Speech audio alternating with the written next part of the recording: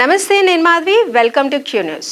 America అధ్యక్షుడు Donald Trump మన ప్రధాని మోదీని ఆకాశానికి ఎత్తుతున్నాడు. ఫ్రాన్స్ నుంచి అమెరికాకు పోయేదాకా ఆయన మోదీ గురించే మాట్లాడిండు.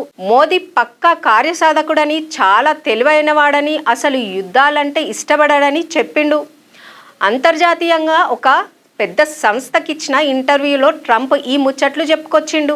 అసలు ఎప్పుడు తన గొప్ప తాను చెప్పుకునే ట్రంప్ సారు సడన్గా మన ప్రధానిని ఎందుకు ఇంతగనం పొగుడుతున్నాడన్నది ఇప్పుడు పెద్ద చర్చగా మారింది. ట్రంప్ మాటల వెనుక ఉన్న అసలు కథ ఏందో ఇప్పుడు చూద్దాం. ప్రపంచంలో ఇప్పుడున్న నాయకులల్లా మీకు ఇష్టమైన వాళ్ళు ఎవరైనా అడిగితే ట్రంప్ అస్సలు ఆలోచించకుండా మన ప్రధాని మోదీ, చైనా అధ్యక్షుడు షీ జిన్పింగ్ పేర్లు చెప్పిండు.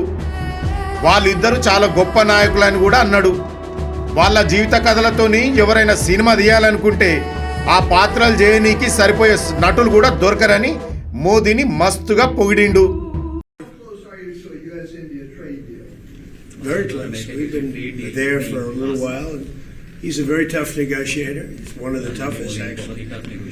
So you look at this man. I'll give you a lesson. He's the most beautiful looking man. He looks so nice. He's like an angel. But actually, he's as tough as he's a killer. I don't want to. He's a killer. He's as tough as they come. But he looks so good. So he gets you by surprise. But there's few people like this. People say he's such a nice man. I said no, he's very tough. He's a tough trader. And he loves the Indian people, but he also loves the USA. We had Howdy Modi in Houston. తాను ఎన్నో ఏండ్ల నుంచి భారత్ను గమనిస్తున్నానని, ఒకప్పుడు అక్కడ 6 నెలలకు ఒకసారి ప్రధానులు మారేటోళ్ళని ట్రంప్ చెప్పిండు. కానీ మోదీ నాయకత్వంలో భారత్ ఊహించని స్థిరత్వం సాధించిందని, 12 ఏళ్లకు పైగా ఆయన చాలా బలంగా అధికారంలో ఉన్నాడని అన్నాడు. దేశ ప్రజల విషయంలో మోదీ ఎవరితోని రాజీ పడనని, ఆయనతోని తనకు చాలా కాలంగా మంచి స్నేహం ఉందని ట్రంప్ చెప్పుకొచ్చిండు. మోదీ పాలనకే దేశంలా ఊహించని స్థిరత్వం. మోదీని ట్రంప్ ఇంత పొగుడుతుండంటే గమ్మత్తుగా అనిపిస్తుంది కదా. ఎందుకంటే ట్రంప్ స్వభావమే అట్లుంటది. ఆయన రోజుకో మాట మాట్లాడతాడు, పూటకో అబద్ధం ఆడతాడు, ఉన్నట్టుండి మంచి దోస్తు లెక్క మాట్లాడతాడు, అంతలనే శత్రువు లెక్క విషం కక్కుతాడు. కొంతసేపు శాంతి చర్చలు అంటాడు, ఇంకొంతసేపు యుద్ధమే చేయాలంటాడు. ఆయన ఈ స్వభావం చూసి చాలా దేశాలు తలలు పట్టుకుంటున్నాయి. ఇసొంటి నాయకుడు ఎదురైనప్పుడు చాలా జాగ్రత్తగా ఉండాలని మిగతా దేశాల నాయకులు కూడా అంటుర్రు. ట్రంప్ తన 4 ఏండ్ల పదవీ కాలంలో ఏకంగా 16,000కు పైగా పచ్చి అబద్ధాలు ఆడిండని చెబుతున్నారు. ఒక్క నెలలోనే 1200కు పైగా అబద్ధాలు ఆడి రికార్డు సృష్టించిండు.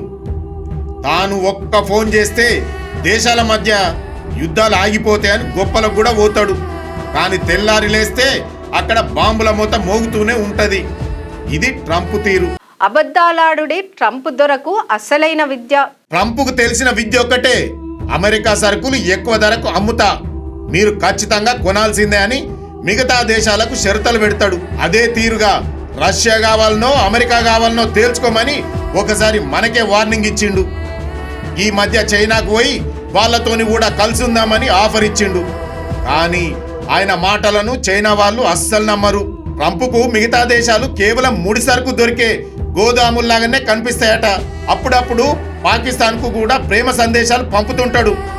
అదంతా నిజమైన ప్రేమ అనుకుంటే పప్పుల కాలేసినట్టేనట. ఎందుకంటే బలూచిస్తాన్లో ఉన్న అపారమైన ఖనిజ సంపద మీద బాస్ కన్నేసిండట. ఆయనకు తెలిసినవి 2 దారులు. ఒప్పందం కుదిరితే సరుకులు ఎంత తక్కువ కొనుక్కోవాలనో, కుదరకపోతే వాళ్ళ దగ్గర నుంచి ఎట్లా లాక్కోవాలో అన్నదే ఆయన ఆలోచన. వ్యాపారం కోసమే మన ప్రధానిని పొగుడుతున్నారు, ఒప్పందం కోసమే ఆడిస్తున్న కొత్త నాటకం ఇది. ఇదంతా చూసినాక ఇప్పుడు ట్రంప్ మన ప్రధాని మోదీని ఇంతగా ఆకాశానికి ఎత్తుడు వెనక ఏదో బలమైన కారణం ఉండే ఉంటుందని రాజకీయ విశ్లేషకులు అంటుర్రు. మీకు తెలుసా, అమెరికాకు భారత్ మధ్య వ్యాపార ఒప్పందం ఇంకా పూర్తి కాలేదు. ఆ ఒప్పందం తనకు అనుకూలంగా మార్చుకునేటందుకే ట్రంప్ ఇప్పుడు మోదీని ఇంద్రుడు చంద్రుడు అని పొగుడుతున్నాడన్న వార్త వినిపిస్తోంది. వ్యాపారం ఎట్లయినా తనకే లాభం వచ్చేలా చేసుకోవడం ట్రంప్కు అలవాటు. ఆయన వేసే వలల పడకుండా చూసుకునే బాధ్యత ఆయా దేశాల అధికారుల మీదనే ఉంటది. ఆయన చెప్పే గ్రేట్ అమేజింగ్ అనే పొగడ్తలకు లొంగిపోయి వ్యాపార ఒప్పందాలలో ఎవరైనా నష్టపోతే అది వాళ్ళకే ఇబ్బంది అవుతుంది. ఈ విషయంలో ట్రంప్ వేసే ఎత్తుగడలను ముందే పసిగట్టిన భారత అధికారులు ఎసొంటి నష్టం జరగకుండా జాగ్రత్త పడుతున్నామని చెబుతున్నారు.